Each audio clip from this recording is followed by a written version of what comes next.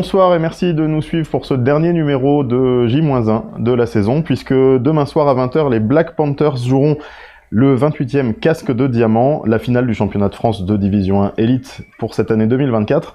Le match aura lieu à Perpignan et les Tonnonnais seront opposés au Flash de la Courneuve. Simon Debier et Benoît Sirouet vont nous rejoindre sur le plateau juste après une première pause pour parler de cette finale.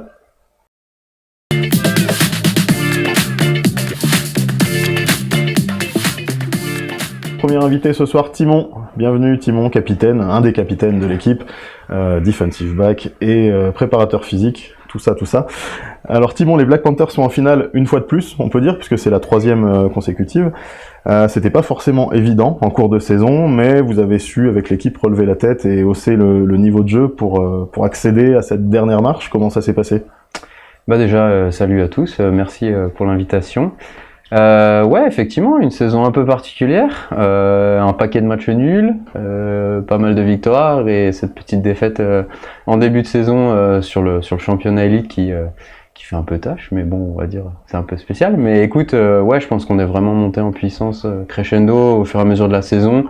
Je pense que le changement de quarterback a joué dans ce rôle-là. La blessure de José a fait évoluer pas mal de choses offensivement. Défensivement, on a eu besoin de trouver nos marques. Des retours de gars blessés ou de gars qui étaient sur d'autres projets mais qui finalement ont pu nous rejoindre en cours de saison, nous a bien aidé. Donc ouais, non, on a une équipe qui se prépare à une belle finale, je pense. Alors justement, un petit mot sur cette équipe. Est-ce que tout le monde est en forme déjà, puisque tu es préparateur physique, donc je pense que tu as l'info. Et est-ce que, dans la tête aussi, est-ce qu'on pense déjà à cette finale de demain ? Écoute, le groupe en forme, je pense. En tout cas, c'est l'air que ça donne aux pratiques. Après, on a eu des blessés en cours de saison qu'on malheureusement on pourra pas habiller à la finale. Après c'est un groupe qui est plutôt en forme à l'heure actuelle, mais fatigué parce que la saison reste longue, avec des longs déplacements, des week-ends chargés. Mais voilà, ça va être encore un long déplacement, mais on s'y prépare bien. Mais un déplacement particulier, puisque c'est une finale. Mais c'est une finale en plus, donc vous avez déjà travaillé, j'imagine, toute la semaine pour préparer cette finale ? Ouais, ça fait 2 semaines qu'on est dessus, et un peu comme le Flash, j'imagine, parce que eux comme nous, on s'est fait sortir donc en demi-finale de Coupe d'Europe, donc on a un peu le même parcours à ce niveau-là, et ça nous a permis de regarder le match et d'avoir un week-end de repos pour préparer cette finale, donc ça permet aussi de récupérer un peu plus. Et alors toi Timon, à titre personnel, une semaine de finale, tu en as l'habitude, tu en as déjà vécu, mais une semaine de finale, comment ça se passe ? Est-ce que c'est différent ? Comment tu t'y prépares ? Et puis même la journée de la finale, comment tu la passes ? Ouais, non, je pense qu'il faut rester dans ses habitudes, surtout quand ça fonctionne. Comme tu dis, c'est là, depuis le retour de Larry, c'est la 3e finale d'affilée. Si on compte pré-Covid, c'est même la 4e, voire plus en fait même, parce que j'étais pas là avant, mais ils ont déjà enchaîné des finales. Donc ça reste quelque chose qui est une habitude dans le club et qu'on essaie de faire perdurer de saison en saison. Mais je pense que c'est lié aussi à comment on se prépare tout au long de la saison et qu'il faut pas déroger à cette manière de faire. Faut pas changer ses habitudes. Si tu te prépares pour gagner un championnat et que tu arrives à ce championnat, c'est que tu t'es bien préparé, donc autant maintenir la manière de faire, je pense. Voilà. Après, personnellement, cette semaine, je vis ma vie normale.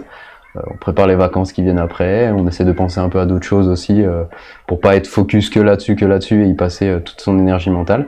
Et puis après, le jour de la finale, moi ce qui me plaît, c'est que c'est un terrain neutre. Ça fait longtemps qu'on n'est pas allé sur un terrain neutre pour affronter le Flash.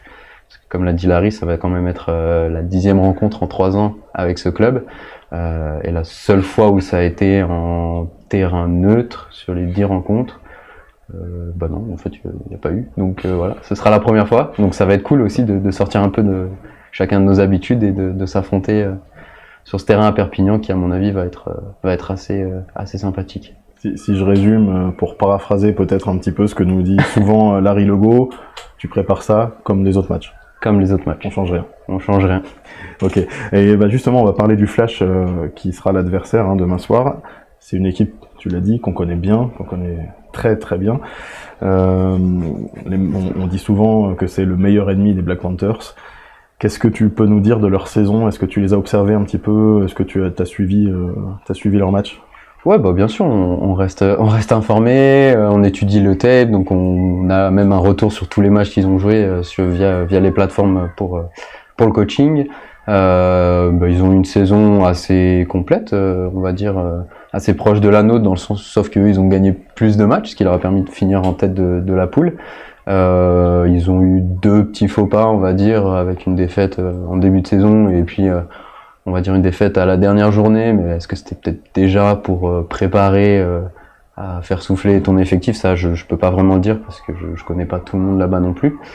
Voilà, on a dit un parcours de Coupe d'Europe similaire au nôtre. Donc non, je pense qu'on a 2 équipes qui se connaissent, qui s'affrontent, qui proposent des matchs qui sont souvent spectaculaires, intenses et souvent serrés. Donc c'est ça qui est cool, c'est qu'on peut pas dire d'avance telle équipe va être gagnante ou telle équipe va être perdante, mais en tout cas, moi j'aimerais bien qu'avec mes coéquipiers, pour une fois, ce soit nous qui allons chercher le match important face au Flash. On l'espère. Face au Flash. On l'espère. En tout cas, on le sait, avec ces 2 équipes, c'est toujours des matchs intéressants, et c'est ça la beauté du sport et de ce sport particulièrement. Merci Timon. Merci à vous. Je te laisse aller terminer ta préparation, puisque c'est ça. Let's go. on prépare un gros match. Merci d'être venu une nouvelle fois répondre aux questions de la Panthers TV.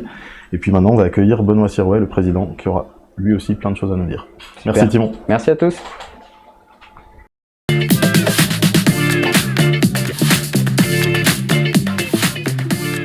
On reçoit notre deuxième invité, Benoît Sirouet, président des Black Panthers. Bienvenue Benoît. Les Black Panthers seront donc en finale demain, tout le monde le sait maintenant, au terme d'une saison riche en rebondissements et en suspense. Comment cette équipe fait-elle pour toujours réussir à se hisser au plus haut niveau, malgré les difficultés? Est-ce que ça vient des joueurs? Est-ce que ça vient du staff? Explique-nous. C'est un tout. Il n'y a pas de recette magique. Il y a simplement la partie direction du club qui essaye de faire les choses au mieux. Il y a le staff technique qui est de qualité. Il y a les joueurs qui sont de qualité. Et tout ça réuni fait que souvent on a des bonnes surprises. Donc en fait, c'est plein d'ingrédients qui font que la recette est bonne, quoi. Mais il faut durer, il faut remporter ce titre. C'est très important à mes yeux, ce titre 2024. J'espère qu'on reviendra avec le trophée. Ouais. On croise les doigts pour ça. Alors en face, on aura le Flash. Donc Flash et Black Panthers, c'est 2 structures qui sont, on peut le dire, très opposées en termes d'organisation, de fonctionnement, mais qui année après année restent quand même les plus performantes. Pourquoi? Je pense que c'est la même recette chez eux, grosso modo, avec des ingrédients différents, mais qui marchent aussi bien. Et il y a une grande forme de respect entre les deux structures, parce que c'est 2 structures qui sont clairement professionnalisées sur la partie sportive. Quand je dis professionnalisé sur la partie sportive, ça c'est le staff technique, et puis des dirigeants et des mairies, des collectivités qui appuient et qui font que ça fonctionne, parce que le travail est fourni, et quand il est fourni et qu'il est de qualité, ça donne toujours envie d'en faire un peu plus. Et c'est pareil pour les partenaires privés, on va y revenir, je pense, tout à l'heure. On va en parler, oui. Mais voilà, je veux dire, on n'a rien sans rien. Hein. Exactement. Je pense que tu as suivi la saison, alors des Black Panthers, oui évidemment, du Flash aussi de loin, mais tu as dû les observer. Oui. Un premier match, une première opposition qui avait tourné en faveur du Flash, mais on connaît les circonstances difficiles. Un deuxième match qui était forcément plus serré, vu le résultat. À quoi on s'attend pour cette troisième opposition? Je pense qu'on s'attend à un match serré. Aussi. Voilà. Les 2 équipes sont en pleine possession de leurs moyens, même si on sait très bien qu'on a tous des blessés de part et d'autre, mais ça c'est comme ça pour tout le monde. Il n'y a pas de recette miracle.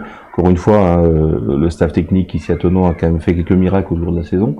Le staff médical, pardon, a fait quelques miracles tout au long de la saison, et les 2 équipes vont présenter une version, je dirais, de finale, avec les plus et les moins, mais avec une grosse expérience accumulée de chaque côté, et qui, à mon avis, va se jouer à pas grand-chose sur les détails, comme souvent sur les finales, et comme souvent avec le Flash, quoi. Ça a toujours été des joutes très très serrées, très engagées, mais dans le bon esprit du terme, engagé. Donc moi je suis très pressé d'assister à cette finale à Perpignan, dans un endroit un peu nouveau, enfin complètement nouveau, c'est une première. Donc je pense que ça va réunir un public assez important, parce que tout ce sud-ouest de la France n'a pas été souvent concerné par une finale de championnat de France élite. Donc je pense qu'on pourra avoir et un beau spectacle et un grand public. Très bien. Alors cette finale, tu viens de le dire, elle se joue à Perpignan. Je vais faire la réponse avant la question. On va parler des partenaires, évidemment. Ouais. Ça implique un long déplacement, très long même, un hébergement pour les joueurs, puisque c'est une finale, donc il faut que tout le monde soit dans les meilleures conditions. Comment est-ce que le club finance tout ça ? L'objectif était de mettre les joueurs dans les meilleures conditions, et je pense que le Flash résonne de la même façon, parce que c'est pas non plus un petit déplacement pour eux aussi. Ouais, pour une fois, là, on est sur la même problématique. Donc, pour les mettre dans les meilleures conditions, c'est les fins de saison où on sait que la trésorerie, les budgets sont déjà bien entamés, voire très entamés, et que donc on s'était dit, on l'avait fait il y a quelques années pour une autre finale européenne, ça date un petit peu, mais on l'avait fait, on a créé donc un pôle partenaire, on a contacté nos partenaires, on a dit voilà, celui qui veut bien mettre son billet pour nous accompagner, pour nous permettre de vraiment faire le maximum pour ce groupe, pour disputer cette finale nationale dans les meilleures conditions, de nous rejoindre. Et puis ça a fonctionné, puisqu'on a 5 partenaires qui aujourd'hui sont présents à nos côtés, et qui va contribuer au financement. Bien sûr, ça ne paye pas tout, mais qui vont contribuer, et on les en remercie fortement. Donc ils se sont impliqués, ils ont mis leur petit billet, comme tu dis. Pour certains, j'imagine un gros billet même. C'est peut-être justement le moment de commencer à les remercier en les citant et puis en disant... Oui. Donc on a la société Granulatex à Périgné, qui nous a donné un coup de main. On a le Groupama, qui est déjà un partenaire aussi important du club, qui remet au pot, comme on dit. On a la Brasserie Générale, bien sûr, qui est un incontournable des Black Panthers. On a la maison Butet, un autre incontournable du circuit des partenaires.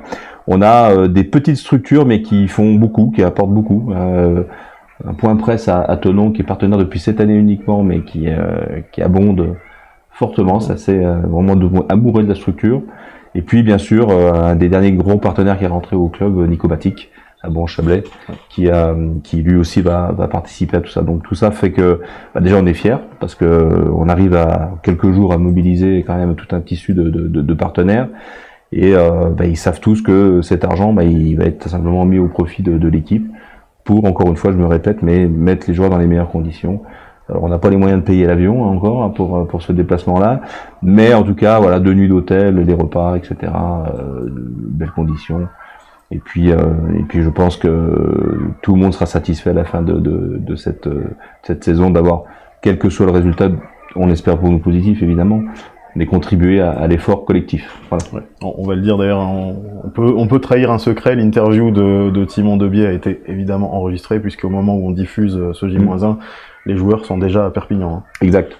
On est vendredi soir, donc ils sont déjà en train de sont partis vendredi matin 10h pour prendre la route et faire ce long déplacement, arriver tôt en début de soirée, petit repas au centre de Perpignan, retour à l'hôtel, repas le lendemain toujours au centre de Perpignan. On a voulu vraiment les mettre pas dans des zones commerciales, c'est une ambiance un petit peu festive. En plus on est tombé sur un restaurant pour demain samedi midi, qui est tenu par un ancien joueur des Grizzlies. Donc du coup, on fait marcher le commerce local et les acteurs locaux. Ils seront déjà dans l'ambiance. Voilà, ils seront déjà dans l'ambiance. Donc ça va bien se passer. Ok. Merci Benoît pour cette dernière émission J-1. Et puis tu seras à Perpignan. Je serai à Perpignan. Tu vas prendre la route aussi. Je vais prendre la route avec un bus de supporters, et d'autres bus qui vont se suivre aussi. Il y a on a déjà plus de 60 places qui ont été distribuées pour le match, donc je pense qu'il y a des gens qui vont encore nous suivre. On a aussi des fans un peu partout en France, dans le sud de la France, des anciens joueurs des Blacks qui sont dans le sud. Je vais citer David Vincent, avec qui j'ai discuté, qui est coach d'athlétisme et qui a joué aux Black Panthers pendant plusieurs années, qui va faire tout un rameutage des forces vives du Sud. Très bien. On aura donc du public derrière les Black Panthers et J'en doute pas. à l'heure où on diffuse aussi ce J-1, je suis à Perpignan. Donc j'y serai aussi. Allez, on continue. Merci Ben. On continue avec la météo tout de suite. La météo du match.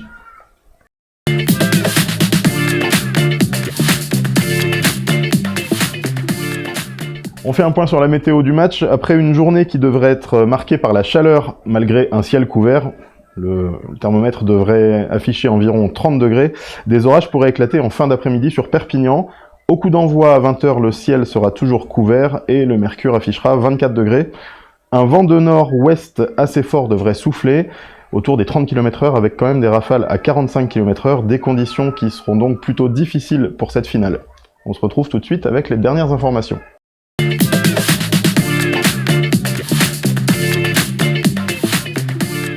On termine avec les dernières informations. Le coup d'envoi du match sera donné à 20h demain au stade Gilbert Brutus de Perpignan. Si vous ne pouvez pas vous déplacer, vous pourrez quand même suivre le match sur la chaîne YouTube de la Fédération française de football américain ou sur le site internet de la Panthers TV, www.pantherstv.tv. On vous donnera le lien sur cette adresse. On remercie encore les partenaires qui ont aidé les Black Panthers à se mettre dans les meilleures conditions pour cette finale et on se retrouvera très vite pour les prochaines émissions sur la Panthers TV. Je tiens quand même, avant de vous laisser, à remercier toute l'équipe, Laurent à la réalisation, nos caméramans toute la saison, Delphine qui m'a accompagné aussi toute cette saison, et aussi à tous nos invités qui nous ont rejoints sur le plateau et qui ont répondu à nos interviews. Mais surtout, merci à vous de nous avoir suivis pendant toute cette saison 2024. Et puis on croise les doigts pour la finale. Allez les Blacks!